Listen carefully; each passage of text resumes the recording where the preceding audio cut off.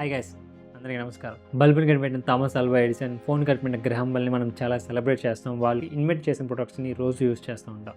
కానీ క్యాన్సర్ని అతి తక్కువ ధరలో తగ్గించే ఆర్గాన్ అక్యుములేటర్ కనిపెట్టిన విల్హెల్మ్ రైక్ అండ్ వాటర్తో నడిచే కార్ని కనిపెట్టిన స్టాన్లీ మేయర్ని ఎంతమంది సెలబ్రేట్ చేస్తున్నారు? ఇలాంటి వాళ్ళు ఉన్నారని మీలో ఎంతమందికి తెలుసు?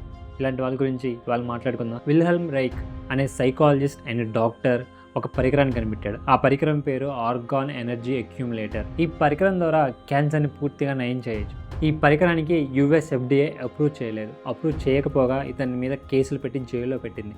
అతను జైల్లో ఉండగానే అతని ల్యాబ్లో ఉన్న 6 టన్నుల రీసెర్చ్ బుక్స్ని మొత్తం తగలబెట్టేసింది.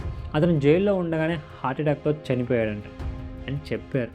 2014లో మలేషియా నుంచి నెదర్లాండ్స్ వెళ్తున్న MH17 అనే ఫ్లైట్ ఉక్రెయిన్ దగ్గర సడన్గా మిసైల్స్ ద్వారా క్రాష్ చేయబడింది.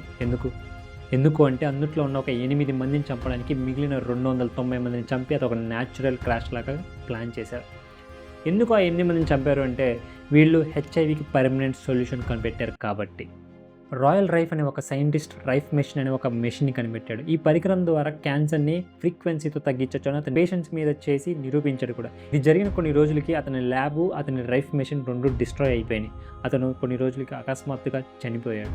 దీనికి రీజన్ ఎవరికి తెలియదు. స్టాన్లీ మేయర్ అనే పర్సన్ వాటర్తో నడిచే కార్ని కనిపెట్టాడు. ఈ కార్కి అతను ఎన్నిసార్లు పేటెంట్కి అప్లై చేసినా పేటెంట్ ఇవ్వలేదు సరికదా.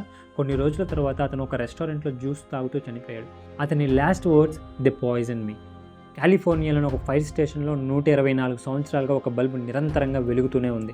అంతటి మన్నికైన బల్బుస్ మనకి ఎందుకు దొరకవు? మన ఇళ్లలోని బల్బులు 1-2 సంవత్సరాలకి ఎందుకు పాడైపోతున్నాయి? Stanley Meyer, Royal Rife, Wilhelm Reich వీళ్ళందరూ న్యాచురల్ డెత్సా లేకపోతే ఎవరైనా చంపేశారు? మీరేమనుకుంటున్నారో కామెంట్స్లో చెప్పండి. ఇలాంటి కంటెంట్ ఇంకా కావాలంటే please like, share, comment and subscribe.